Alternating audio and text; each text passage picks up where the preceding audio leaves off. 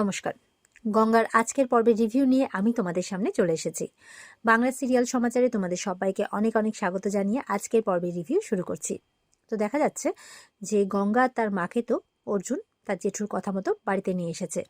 এবার তার জেঠু ওনার ওয়াইফকে বলছে, মাধবী আজ থেকে গঙ্গা আর ওর মা এখানেই থাকবে, কারণ মেটে গঙ্গার পরিস্থিতি একদমই ভালো নয়, তাই তাকে সেফটি দেওয়ার জন্য আমি এখানে নিয়ে এসেছি। তো জেঠিমা খুবই খুশি, জেঠিমার কোনো অসুবিধে নেই।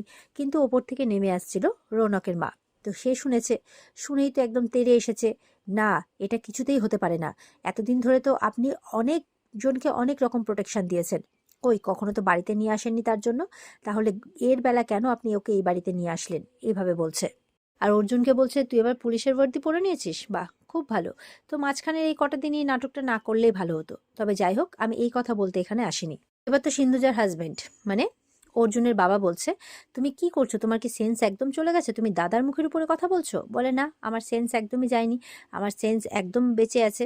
আর আমি পুরো সেন্সেই কথাটা বলছি যে আমি এবার দাদার এই সিদ্ধান্তকে মানতে পারবো না। আজকে দাদা আর অর্জুন মিলে যদি আমার রৌনকের সাথে এই মেয়েটার বিয়ে না দিত, তাহলে এই গঙ্গাটা আজকে এখানে আসতো না, আর আমার রৌনকটাও ওই হসপিটালে পড়ে থাকতো না, ও আজকে এখানে থাকতো। এই কথা বলতে বলতে হঠাৎ করে দেখা যাচ্ছে জেঠিমার হাতে তো প্রদীপের থালা ছিল, সেই প্রদীপটা নিভে যাচ্ছে। তখন গঙ্গা দৌড়ে এসে সেই প্রদীপটাকে হাত দিয়ে ঘিরে নেয় যাতে প্রদীপটা না নেভে। তো এটা দেখে জেঠিমা কিন্তু খুব খুশি হয়, বাড়ির সকলেই খুব খুশি হয়। তো রৌনকের মা বলছে, এই মেয়েটা বরাবরই আমাদের বাড়ির জন্য অপয়া। তখন রূপালী বলছে, যদি তাই হতো না, তাহলে ওর জন্য আমাদের দাদা ভাই মানে ছাড়া পেতো না জেল থেকে। ওর জন্যই কিন্তু আমাদের দাদাভাই ছাড়া পেয়েছে। আর এর আগেও কিন্তু দাদাভাইয়ের প্রাণ ওই বাঁচিয়েছিল। মানে সরি, আমি আবার সত্যি কথাটা না বলে থাকতে পারি না, তাই বলে ফেললাম। তখন রৌনকের মা বলছে, হ্যাঁ তোরা তো সব এক দলে না, তোরা তো রৌনকের শত্রু, তোরা তো বলবি এরকম কথা। তো রৌনকের মা বলছে, এই মেয়েটাকে এই বাড়িতে রাখলে কিন্তু বড় সর্বনাশ হয়ে যাবে, মিলিয়ে নেবেন আমার কথাটা, তাই বলছে। তো গঙ্গা বলছে, চল রে মা, আমরা না এত বড় বাড়িতে থাকার কোনো যোগ্যতা আমাদের নেই, আমাদের মুরাদও নেই, আমরা দেখিনি কখনো এত বড় বাড়ি, আমরা বরঞ্চ আমাদের জায়গাতেই ফিরে যাই, চল রে মা। এই বলে যখন যাচ্ছে, তখন অর্জুন আটকে নেয়, খবরদার গঙ্গা, কোথাও যাবে না, জেঠু তোমাকে এই বাড়িতে থাকতে বলেছে, তাই জেঠুর কথার অন্যথা হবে না। জেঠিমা বলছে যে এই মেয়েটা আমার প্রদীপটা বাঁচিয়ে নিল, প্রদীপটাকে নিভতে দিল না, তাই এই মেয়েটা কি করে অপয়া হয়। তখন আরেকজন মানে ওই বড় ছেলের, জেঠুর বড় ছেলের বউ যে, সে বলছে যে রাখুন তো আপনার কুসংস্কার, তার জন্যই আজকে আপনার ছেলে মানে ছোট থেকে কুসংস্কারাচ্ছন্নই হয়ে গেছে, আর তার ফল ভোগটা আমাকে করতে হচ্ছে। কালি এবার বড় বউয়ের কথায় পাত্তা না দিয়ে বলছে, বড়দা ভাই চল না আমরা বরঞ্চ গেস্ট রুমে নিয়ে গিয়ে ওদের থাকার ব্যবস্থাটা করি, অনেকক্ষণ হয়ে গেল। তো এ বলে নিয়ে যাচ্ছে, তখন রৌনকের মা বলছে, খবরদার লালি, যদি এক পাও বাড়িয়েছিস। গঙ্গা বারবার করে যেতে চাইছে, অর্জুন বলছে, দাঁড়াও গঙ্গা, তোমাকে প্রোটেকশন দেওয়ার জন্য নিয়ে আসা হয়েছে, এমনি এমনি তো নিয়ে আনা হয়নি, তো এত তাড়াতাড়ি তো কোনো সেফ হাউসও পাওয়া যাবে না। তখন ওই অর্জুনের বড় বৌদিটা বলছে, একবার ওরা এই বাড়িতে এসে গেড়ে বসলে আর কি এখান থেকে যেতে চায়? কোনোদিনও দেখেছে নাকি এরকম বাড়িটারি, এরকম বিলাসিতা? একবার চলে এসছে চলে এসছে, আর কিন্তু যাবে না। সরি গঙ্গা, তুমি আবার কিছু মনে করলে না তো? এরকম ভাবে উল্টোপাল্টা কথা শোনাচ্ছে। এবার বড় বউ কিন্তু পিয়ালিকেও কথা শোনাচ্ছে, কেউ বড়লোক বাড়ি থেকে গরিব বাড়িতে যায় বিয়ে করে, কেউ আবার গরিব বাড়ি থেকে বড়লোক বাড়িতে আসে বিয়ে করে। তো রূপালী বলছে, তুমি যে কথাগুলো শোনাচ্ছ না, সেগুলো কিন্তু বাবাকেই ছোট করছে, কারণ গঙ্গা কিন্তু একা মানে নিজে থেকে এই বাড়িতে আসতে চায়নি। অর্জুন বলছে, ওর একটা সেলফ রেসপেক্টও কিন্তু আছে। যেটু তখন ওই বড় বউটাকে বলছে যে, তুমি একটা কথা জানো না, তাই গঙ্গাকে একটু অন্যজনের সাথে গুলিয়ে ফেললে। অর্জুন যখন কোর্ট থেকে বেরোচ্ছিল, আমি কিন্তু গঙ্গাকে টাকা দিয়েছিলাম, কিন্তু গঙ্গা নিতে চাইনি, বদলে ও বলেছে যাতে পিয়ালি দিকে দেখে রাখা হয়, সুতরাং টাকা পয়সার বাড়ি গাড়ি এইসবের কোনো লোভ ওর নেই, তাই বলছে। পিয়ালি তখন দৌড়ে যায় গঙ্গার কাছে। পিয়ালি আর গঙ্গা দুজন দুজনকে জড়িয়ে ধরে। গঙ্গা বলছে, আমরা এত বাড়িতে বড় বাড়িতে থাকতে পারবো না রে, আমাদের জন্য মেটি গঙ্গাই ঠিক আছে, তাছাড়া আমি তো ছোট থেকে ভাইরাসদের সঙ্গে বড় হয়ে উঠেছি, আমি পারবো। বলছে, মা তুই কিছু বল না। গঙ্গার মা বলছে, এত বড় মানুষ যখন তোকে রক্ষা করার অধিকার নিয়ে মানে দায়িত্ব নিয়েছে, আমি কি বলি বলতো, আমার কি বলাটা সাজে? তখন জেঠু বলছে, ব্যাস হয়ে গেছে, গঙ্গা এখানেই থাকবে। তো গঙ্গা বলছে, কিন্তু আমি তো ওখানে পয়সা কুড়িয়ে মানে খেতাম আর কি, ওখানে তো পয়সা কুড়ানোর কাজ করতাম। তখন এই বাড়ির আরেক ছেলে বলে উঠেছে, তাতে কি হয়েছে, তুমি এখানেও কোনো না কোনো কাজ পেয়ে যাবে। তখন ওই বড় বউ আবার বলছে, কেন, এখানে কি কাজ পাবে শুনি? ও আচ্ছা, ঘর ঝাড় ঝাড় দেওয়া, বাসন মাজা, এইসবের কাজ। তখন মানে গঙ্গা বলছে, আমি না পারি, বিশ্বাস করুন এইসব কাজ করতে পারি। পিয়ালি বলছে, না তুই তুই কেন এইসব কাজ করবি? তখন অর্জুন বলছে ও এসব কাজ করবে না, ও কেন বাড়ির কাজ করবে, বাড়ির কাজ করার জন্য তো লোকজন আছে। তখনই বড়দাটা বলছে, গঙ্গা আমি না একটা রেস্টুরেন্ট খুলছি, তো ওখানেও তো আমার কিছু কাজের মেয়ে লাগবে, তুমি আমার ওখানে কাজ করবে, আমি দিনে 500 টাকা করে দিতে পারবো। গঙ্গা বলছে হ্যাঁ। তখন ওর বড় বউটা গিয়ে, ও বাবা তুমি নাকি আবার রাখবে কাজের লোক, নিজেরই কোনো কাজকর্মের ছিঁড়ি নেই, সে নাকি অবশ্য যেমন মালিক তার তেমন কর্মচারী, এরকম কথা শুনিয়ে চলে যায়। তো রূপালী বলছে তুই এই বড় বউটার কথা সহ্য করিস কি করে, গা জ্বলানি কথাবার্তা। তখন জেঠিমা বলছে বাদ দে, এখন অশান্তির কথাবার্তা বলতে হবে না, বাদ দে এইসব। তখন বড় বউটা চলে গেলে এই বড়দা বলছে তাহলে গঙ্গা তুমি আমার ওখানেই কাজ করবে কেমন। এবার গঙ্গা বলছে আমার তো একটা আত্মসম্মান আছে, আমি কাজ না করে কিন্তু থাকবো না। তখন জেঠু বলছে আচ্ছা ঠিক আছে, ওর আত্মসম্মানকেই সম্মান করে বলছে তোমাকে তো দিনেও 500 টাকা করে দিবে, তুমি সেখান থেকে 100 টাকা করে আমাকে দেবে প্রত্যেক দিন, ঠিক আছে, ওই বাড়ি ভাড়া ধরুন, তাহলে হয়ে গেল। ব্যাস, এবার সবাই খুশি।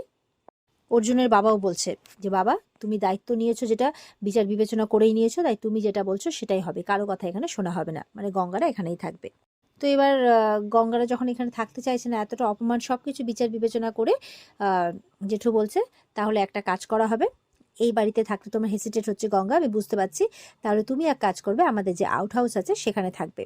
তো যাই হোক, কথাবার্তা হয়ে যাওয়ার পর এবার কিন্তু গঙ্গাকে আউট হাউসে নিয়ে যায় পিয়ালি। তো আউট হাউসটাও কিন্তু বিশাল বড় সড়ো মাপের, ঘরগুলোও বড় বড়। তো গঙ্গার ওর মা দেখে অবাক, কি বিশাল বাড়ি, মানে কি বিশাল ঘর, তারপরে বিছানা কি নরম। গঙ্গা বলছে কি নরম বিছানা দেখ মা। বলছে আচ্ছা এখানে কেউ থাকে না।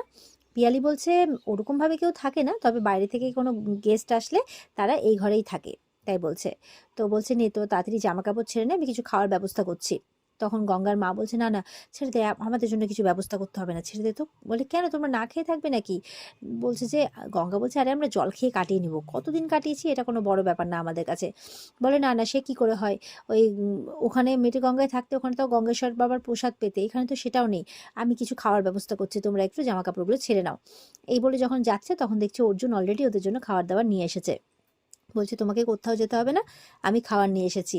তখন তো পিয়ালি খুব খুশি, বলছে এই তো দেখ দাদা ভাই তোর সব সমস্যার সমাধান করে দিল, আর কোনো অসুবিধে নেই, এবার ঝট করে তোমরা কাপড় চেঞ্জ করে নাও, আমি খাবার দাবার সার্ভ করছি তোমাদেরকে। আর ওদিকে বলছে আর কি, মানে অর্জুন বলছে তুমি তাহলে প্লেটগুলো নিয়ে আসো, সার্ভ করে দাও। বলে হ্যাঁ। তো এবার তাদের দুজনকে কিন্তু খেতে দিয়েছে, বিরিয়ানি নিয়ে এসছে অর্জুন, আর সেটা দেখে চেয়ারে বসতে দিয়েছে। গঙ্গা বলছে আরে বাস, এরকম খাবার তো কোনোদিনও খায়নি মা, নে খাই তাহলে মা, আমাদেরকে তো অতিথি বলেছে, বল তাহলে খাই। এই বলে মার অনুমতি নিয়ে এবার খাচ্ছে, আর একদম হাউ হাউ করে খাচ্ছে, যতই হোক এত ভালো খাবার পেয়েছে ওরা, মানে কোনোদিনও খায়নি, বারবার করে বলছে, তাই একদম মন তুষ্ট করে খাচ্ছে।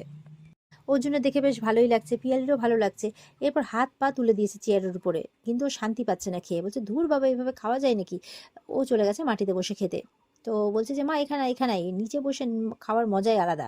তো পিয়ালি বলছে কাকিমা গঙ্গাটা না একদম পাগলিই থেকে গেল, নাও তুমি ওর পাশে বসে খাও যাও। তো এবার বলছে মানে খেতে খেতে অনেক বড় চিকেনের লেগ পিস পেয়েছে, বলছে মা দেখছিস এত বড়, নিয়ে দেখ, একদম সুন্দরভাবে খাচ্ছে। এবার বলছি একটু যদি ঝাল থাকতো তাহলে জমে যেত।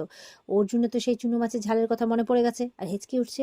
তো পিয়ালি বলছে আচ্ছা ঠিক আছে দাঁড়া আমি ঝাল নিয়ে আসছি। অর্জুন বলছে না না তুমি বসো, আমি নিয়ে আসি, রান্নাঘরে তো লঙ্কা তো রান্নাঘরে পেয়ে যাব। এই বলে অর্জুন আনতে গেছে। এবার প্লেটে 2টো লঙ্কা নিয়েছে, তারপর তো মনে পড়েছে ও যে ঝাল খায়, এই লঙ্কা তো পাত্তাই পাবে না। তো বাড়িতে যত লঙ্কা ছিল কাঁচা লঙ্কা, 1 প্লেট ভর্তি লঙ্কা নিয়ে এবার চলে এসেছে।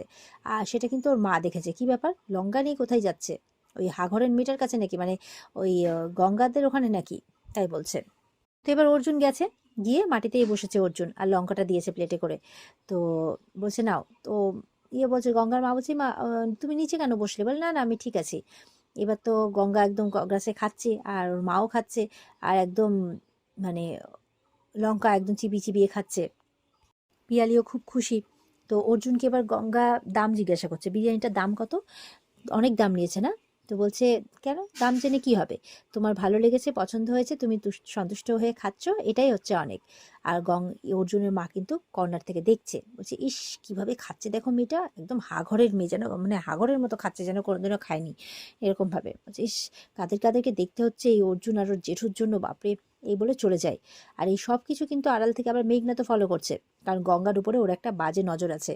তাই অর্জুন তো গঙ্গাকে দেখে মনে মনে বলছে কি ইনোসেন্ট হয় না এরা। আর ভালোও লাগছে অর্জুনের, অর্জুন হাসছে। তাই মেঘনাথ বলছে গঙ্গাকে প্রোটেকশন দেওয়া হচ্ছে, আবার আমার জিনিস নিয়ে নেওয়ার প্ল্যানিং চলছে, না এটা তো হতে দেওয়া যাবে না, এরকম একটা ব্যাপার যে আমার খাওয়ার আমার মুখের গ্রাস কেড়ে নিবি, এরকম একটা ব্যাপার। এবার গঙ্গাকে হেন তেন প্রকারে এখান থেকে বের করবে আর নিজের উদ্দেশ্য সফল করবে, এটাই তার প্ল্যানিং। এবার তো খাওয়া দাওয়া হয়ে গেছে, যে যার মতো চলে গেছে। এবার বিছানার মধ্যে সেই লাফাচ্ছে গঙ্গা, মা দেখ দেখ কত নরম বিছানা, দেখ কোনোদিনও দেখিনি, দেখ। ওর মা বলছে তুই নামবি নামবি, এই বলে চুপ করে বসে থাকে এখানে, একদম লাফালাফি করবি না। তো আমি আলোটা নিভিয়ে আসছি, শুয়ে পড়।